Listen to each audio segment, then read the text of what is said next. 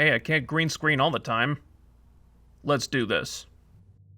Previously on Supergirl, over a number of episodes, the show stole a whole bunch of villains from other heroes' rogues galleries only to either nerf and delegitimize them into oblivion or demonize them to the point of absurdity. If you thought this was a good time for the writers to introduce Bizarro, I'll do my best to help you. If only someone could help me. Welcome back to Supergirl. Our episode begins with a flashback of Maxwell Lord paying a visit to that living weapon he's been working on and injecting her with Supergirl juice. Fast forward 3 months, and said living weapon is now awake, upright, and about to make a whole lot of Superman purists very pissed off. Bizarro here to save the day! If only that were true, buddy. So after the last episode ended with a Supergirl doppelganger saving a car from falling off a bridge, the doppelganger has since moved on to throwing trucks into mountains, and Supergirl will be damned if she's gonna be shown up in the collateral damage department, so she and her DEO peeps immediately put their thinking caps on. I thought I smelled smoke. Acting uncharacteristically competent for a change, they decide pretty quickly that Maxwell Lord may be behind this. But figuring out how he could have turned a brain-dead coma patient into Supergirl's evil twin will have to wait, because Kara needs to head back to Catco where she has something much better to do. Supergirl gone wild would be better, Kelly, but it's still not right. Yeah, that might actually be fun. And Lord knows we can't have the audience enjoying themselves. I mean, what kind of show do you think we're running here? If we're gonna get booted off of CBS after just one season, we need all your dumbest ideas on the table, and we need them now! Maybe it's not even Supergirl at all. That's more like it. You'd think she'd want to keep a lid on this as long as possible, but even though Kara was just recently able to save her job and her secret identity from Kat only thanks to a Supergirl imposter, she instantly decides to put the idea in Kat's head that a Supergirl imposter could be a thing. Uye arye umbade. Beats me why they're trying to get so creative with framing this story, though. Based on the information available to them, the simplest explanation is that Supergirl just snapped and went off the deep end. But of course, none of them even consider that. And really, why would they? I mean, it's not like there are recent documented cases of Supergirl publicly losing her temper and injuring people. Oh wait, there are. Whoops. But Kat doesn't want her company's meal ticket looking bad to the public. Well, not this week anyway. So she likes Kara's idea. And even though they don't currently have a single shred of hard evidence to support the imposter Supergirl theory, she orders her people to take this angle and roll with it. Investigative journalism at its finest. You may have already noticed that something is strangely off about Kat this week. She's calm, in a good mood, listening to other people's opinions and treating them with basic human decency. No, something is definitely wrong here. Are we sure Supergirl is the only one with a weird-ass doppelganger running around? Or is this some treehouse of horrors good twin mistaken for the evil twin situation? Either way, I'm very suspicious. As is Kara, and not just of the coffee Kat brought her seemingly out of the goodness of her heart. Because that's something Kat Grant would do. Yeah, I wouldn't drink it either. No, Kara's suspicious of the woman Henshaw previously found in Maxwell Lord's lab, so she has Wynn do a search for any missing coma patients comparable to Kara's age, height, and weight. Yeah, I know those. Not creepy at all, but we'll have to stick a pin in unraveling Single White Female the Kryptonian edition, because Kara then gets a text from Adam, and suddenly her date with a cute boy is all anyone seems to be interested in. What is Supergirl? Bad. Very bad. Hey, she said it, not me. So not 20 seconds into the date, Adam is already worshipping at the altar of Kara Danvers, but before he can start composing power ballads in tribute to her amazingness, his dignity is given a last-minute reprieve when Kara sees trouble on the news and has to fly to the rescue. The imposter is there waiting for her and ready to throw down, but it only takes Supergirl trying to save a bunch of innocent bystanders for her to start wondering WTF, because her Supergirl bad programming might have a few holes in it. Maybe the next time Maxwell Lord tries to gaslight someone into thinking Supergirl is an evil person who deserves to die, he shouldn't do it by bombarding them with news footage of Supergirl, doing good things and helping people.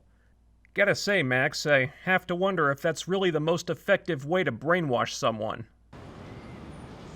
Guess not. This episode has no shortage of cringy, vomit-inducing moments, but the most offensive one in my opinion is so subtle it almost escapes under the radar.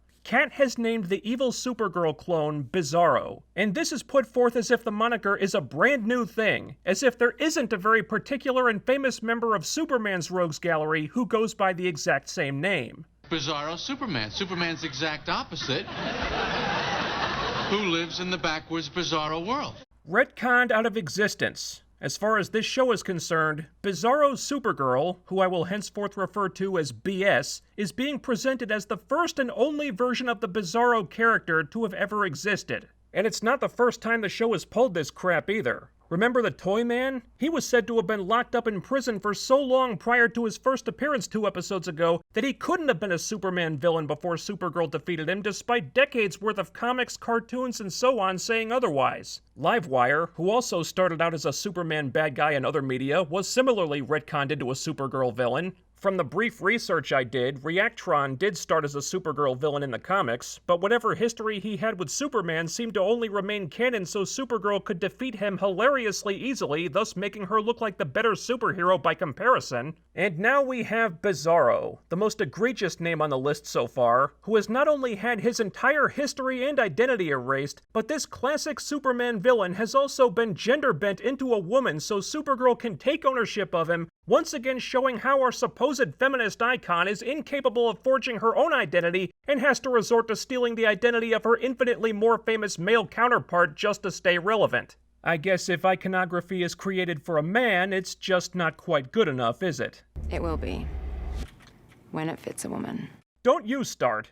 Anyway, Kara's feeling a little frustrated by this situation, and given Wynn's findings of several Kara-sized comatose Jane Does being entrusted to Maxwell Lord's care, she insists that the DEO should quit running around in circles and just bring Lord in, not understanding that in order to do so, government agencies, even covert ones, probably have to rely on a little thing called evidence, which they have exactly none of. Now faced with a crisis and no clear way to resolve it, in an act so uncharacteristic it makes me think she must have been replaced by BS off-screen at some point, Kara actually decides to act like an adult for once and cancel her next date with Adam so she can continue searching for her evil twin before any more buses get chucked into a mountain. Because she's a superhero, damn it, and she can't waste time going on dates when innocent lives are in danger. No. That is exactly why you should go.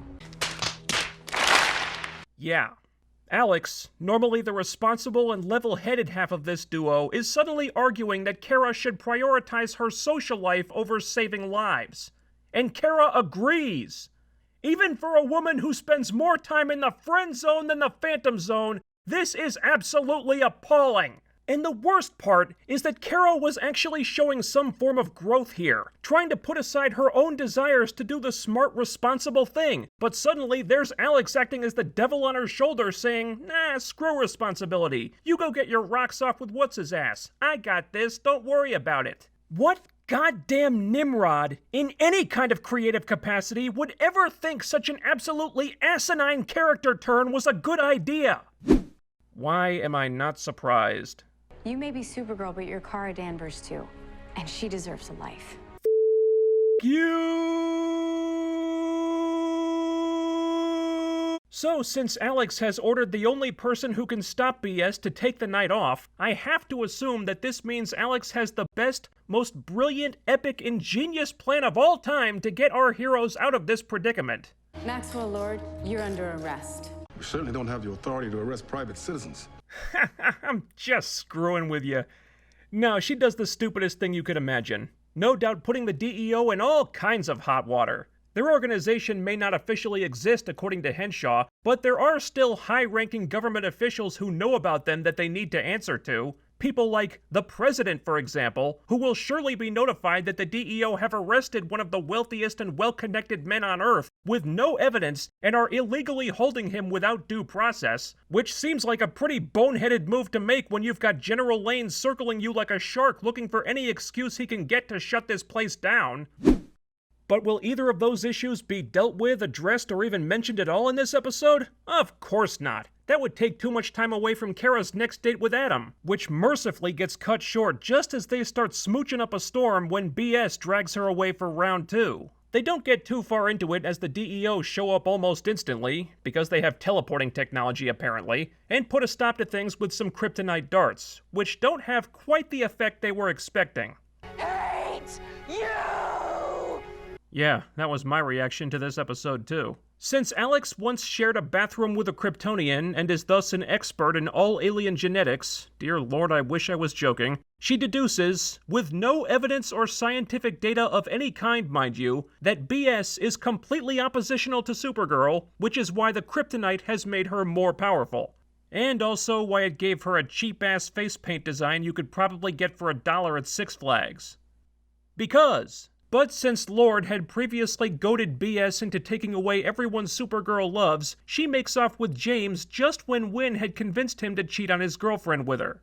Classy. So while BS is using James to lure Supergirl into a trap, he launches into this absolutely nauseating speech about how wonderful Supergirl is, meaning that we are taking our deepest plunge down the rabbit hole yet as James proceeds to emotionally validate Kara to her evil twin. I love her because of who she is.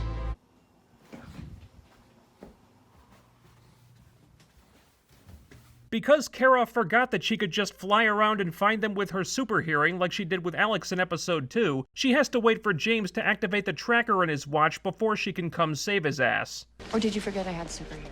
Only when the plot calls for it. We've been over this. So round 3 commences, and they're pretty evenly matched despite BS supposedly being more powerful, but Supergirl manages to get her into position so Alex can shoot her with synthetic kryptonite, which has had its chemical composition reversed. Because that's something the DEO can just cook up in an hour?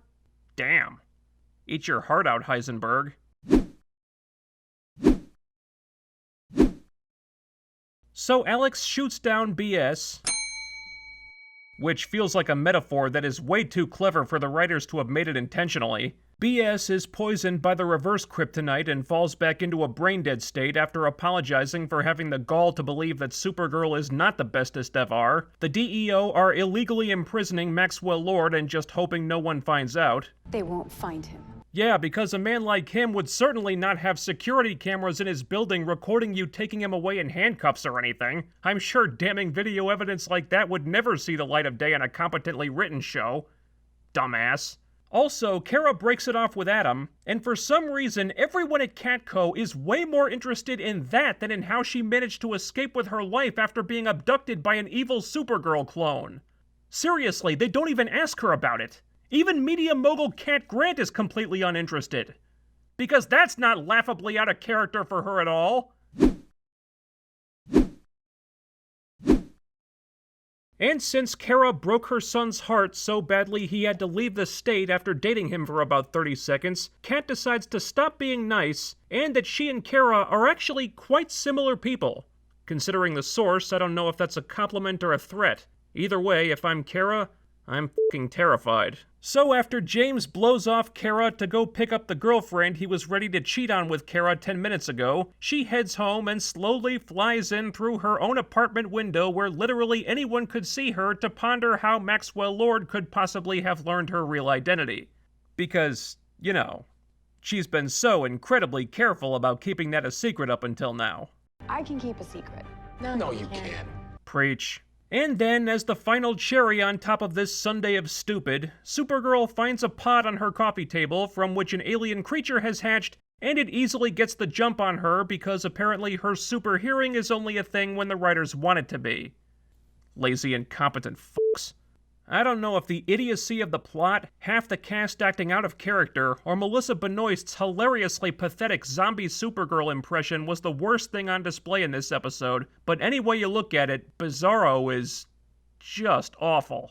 How ridiculous is it that in an episode about Supergirl fighting her evil doppelganger, so many of the other characters are acting like they were replaced by doppelgangers of their own with little to no justification?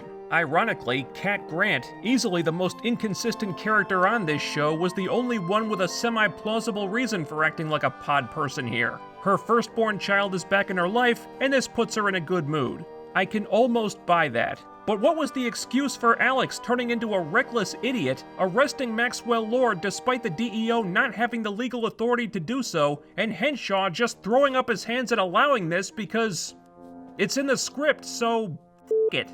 Oh, Lord indirectly threatened your mother, Alex? Then take her to the DEO. Put her in protective custody. If the law says you can't arrest Lord, then you can't arrest Lord. Not without severe consequences, which we certainly never see in this episode, and that just felt like the writers were chucking logic out the window to suit the needs of the story because they couldn't be bothered to write a story that actually made sense. I honestly would have had a lot more respect for Alex if she had felt so trapped by all the laws and red tape that she went completely outside the law and took Lord out using those sniping skills she just pulled out of her ass. At least that way the DEO not having the authority to arrest him would have actually meant something. Then there's James, still waffling back and forth on which girl he wants to be with. One minute he's in love with Kara, the next he's blowing her off because he still likes the girl he was ready to cheat on until suddenly he wasn't. All in the name of padding out an insufferably boring will they won't they with almost as little chemistry as Barry Allen and Iris West, if such a thing is even possible. And don't even get me started on what they did with Bizarro, which would have been downright hilarious if it had been intentional. But between the makeup looking so cheap a dollar store cosplayer would laugh at it, and Melissa Benoist's efforts to make her sound intimidating amounting to just talking slower and using fewer syllables, I can only hope that after BS went back into a coma, she decided to stay there. But the thing that really bugs me about all this is the missed opportunity. With this BS storyline, the writers had the chance to do something that could have been really interesting. To not just hurt Supergirl, but ruin her. To destroy what she stands for. Sure, BS could have killed her, but then you've just made her a martyr. What if, instead of that, Lord had passed BS off as the real thing and used her to discredit Supergirl, turn her into a villain in the eyes of the people, make Supergirl public enemy #1 so all her supporters turn against her, all the people she wanted to inspire think she's a monster and her having no way to prove otherwise and not knowing how to fix it. There was such a more compelling narrative right in front of the writers' faces, but they threw that away after 10 minutes and instead just had Maxwell Lord Nuclear Man that shit and create a monster to kill Supergirl, which BS goes along with because all that news footage of Supergirl saving people's lives somehow convinced her that Supergirl is a bad person because it was opposite day in National City or something, I don't fucking know. What a waste. Writers, and I use that term loosely, if you are going to rip off yet another Superman villain, the most famous one yet, and you still couldn't be bothered to do something a little more interesting than turning it into a vehicle for Supergirl to be emotionally validated for the umpteenth time, maybe this is a well you should stop drinking from. I mean, sure, Astra's boring as hell more often than not, but at least she's a villain Supergirl can call her own, and didn't involve stealing, co-opting, or gender-swapping something that belonged to a male character first. That's a narrative show business seriously needs to get away from. I'm not about to let a man take credit for a woman's work. Well, when you're stealing all the man's work and transparently passing it off as your own, maybe you should. If you really want to legitimize your female superheroes, let them be their own person. Give them their own identities with their own iconography and their own rogues galleries. And if they're modeled after male heroes, maybe they should have some reverence for the ones who paved the way for them instead of trying to tear them down and make them look inferior. Because if all you have for your female heroes is stuff you stole from the male heroes they were copied and pasted from, all you're proving is that they're not good enough to stand on their own. Much like this episode was not good enough to stand on its own. If Supergirl has shown anything by now, it's that when it tries to rip off Superman, the results are just embarrassing. In future episodes, I really hope the writers will stick to doing their own thing for a while. I don't expect the show to get better, but what the hell would you have to lose by trying at this point? Let me know what you thought about all this BS down below. Also, while you're here, shoot some kryptonite darts at the YouTube algorithm by liking, sharing, subscribing, smashing that bell icon for notifications, and following me on Twitter using the link in the description box so you'll always know when new videos get uploaded. I talk movies, TV, comics, trailers, and more, so if you like what you see here, stay tuned, and I'll be back soon to tear apart whatever aspect of the Superman mythos this show decides to bastardize next. Until then, over. Out.